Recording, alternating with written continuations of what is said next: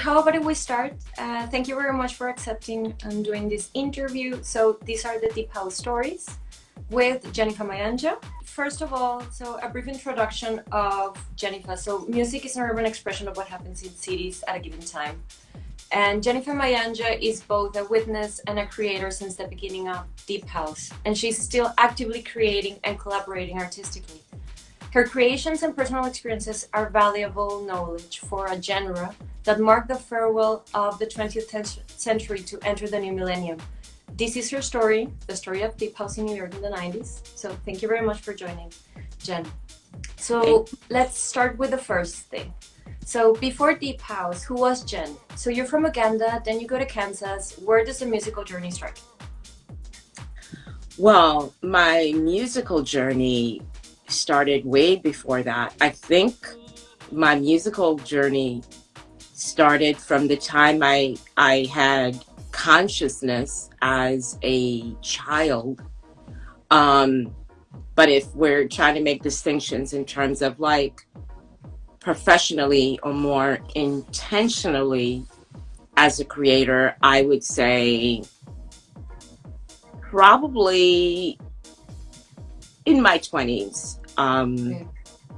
Clearly after I had been through high school. In high school, I was always involved in music. I was involved in choir. I come from that background of choral singing, and that was the first way I could express myself. That was accessible to me. And so I took that because I just knew very early on that music was going to be something that was going to be a part of my life, really inform me and shape me as a person.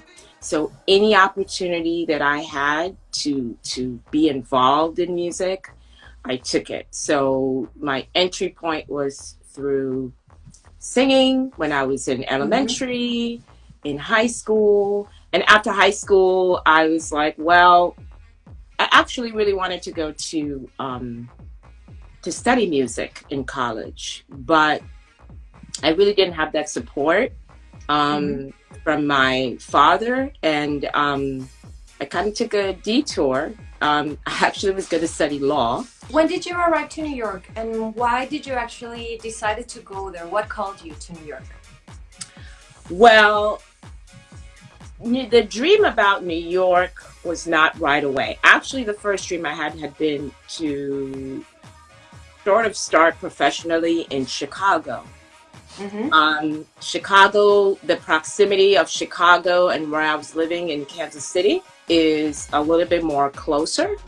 And at the time, my thinking was like, well, Chicago is a big city, but it's not as big a city as New York. So for me, it was like stepping the dream. So like, let me go to Chicago. We already went to Chicago a lot in my 20s. There was a lot of cheap flights. We would always go to Chicago, and we had fun there. And I was like, great, I'm going to go to college in Chicago and also get started there. And so I went to Chicago, but Chicago didn't work out.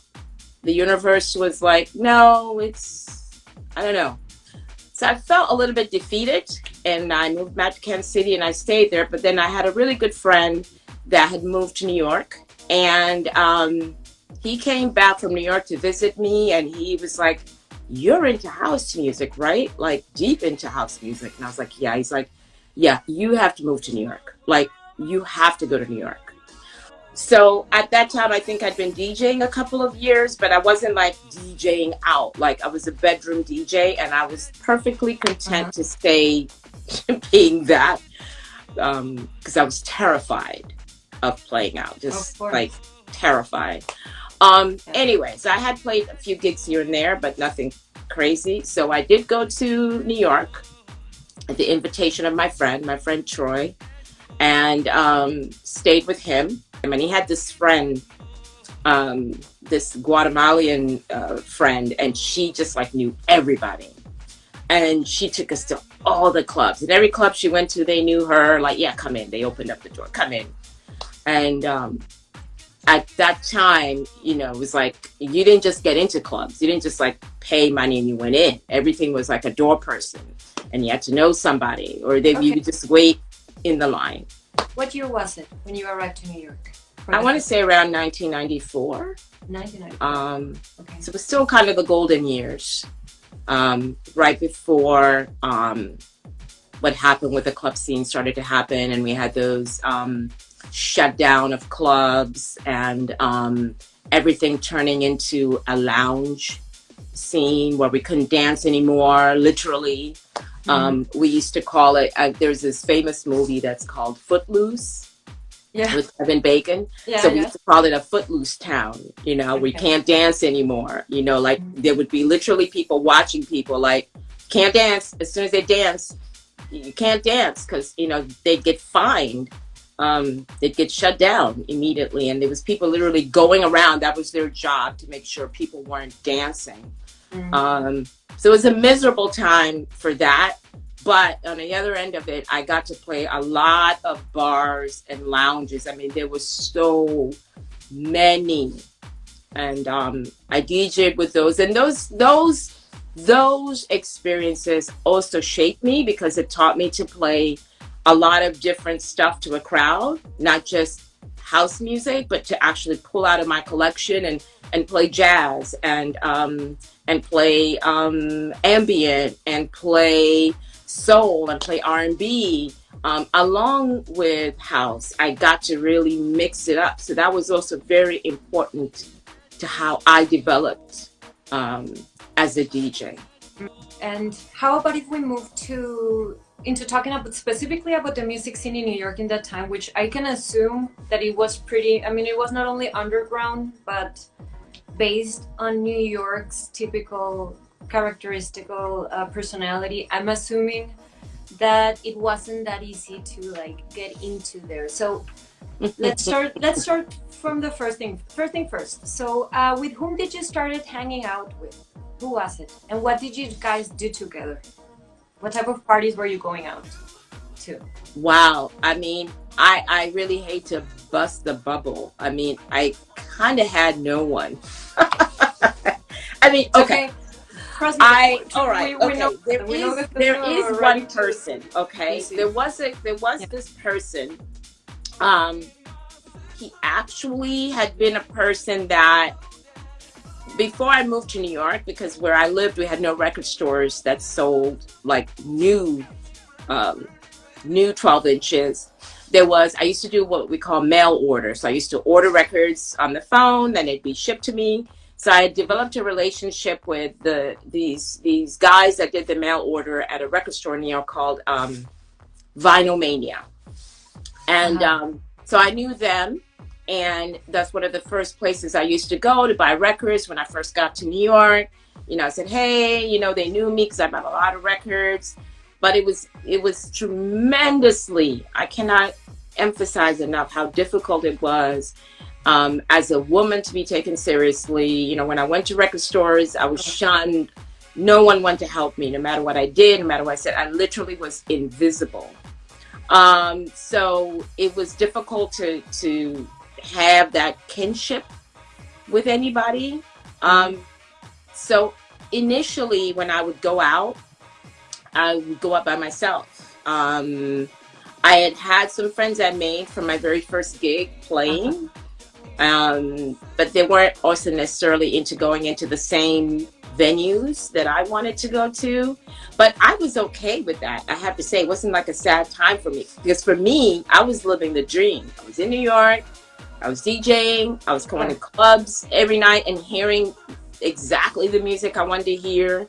So I wasn't really necessarily hanging out with anybody. I was making connections, and I was definitely meeting people, especially after I started working at a record store called Dance Tracks. I definitely started to make more and more closer connections.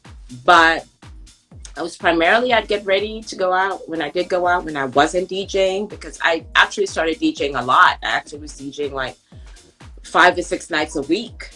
So there was that time where I really actually didn't have time, or maybe sometimes because things went all hours. I finished my gig. And this was really fun because I did meet people this way. I'd find other people that were DJs. And then we would all like finish our thing and then we'd go somewhere else and hang out after hours. So that was fun. That was really, really fun. A lot of crazy things happened at clubs that went on at all hours. In the 90s, I can't imagine. In the 90s, Really yeah, imagine. had a big after hours scene. So you Yeah. could really party, kind of like, I guess, like Berlin. So it was a special time.